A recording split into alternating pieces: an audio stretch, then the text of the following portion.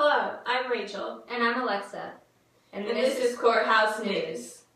Today we will be talking about United States v. Windsor, a court case that took place in 2013 and was decided on June 26, 2013 by Roberts Court. In 2007, Edith Windsor and Thea Spire got married in Canada. Then it was recognized in New York, their state of residence. In 2009, Spire died, leaving her estate to Windsor. The state fined Windsor $363,053 in estate taxes due to the Defense of Marriage Act, also known as DOMA, which stated that tax exemption only applied to a marriage between a man and a woman.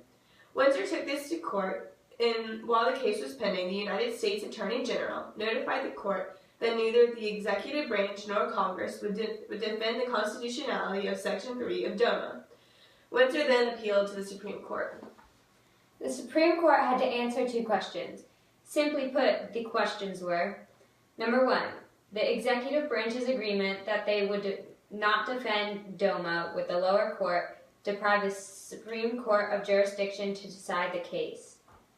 Number two, does DOMA deprive the same-sex couples who are legally married under state laws of the Fifth Amendment's rights to equal protection under federal law?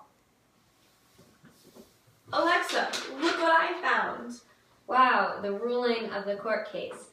The ruling delivered by Justice Kennedy is as follows.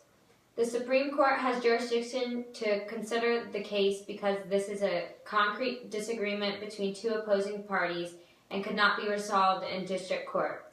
And the Defense of Marriage Act is unconstitutional because it directly violates the 5th and 14th Amendments due process clause. Windsor wins this case because DOMA directly violates her due process and equal protection of the 5th and 14th Amendments. She received a refund for her estate taxes. This case was decided in a 5-4 decision.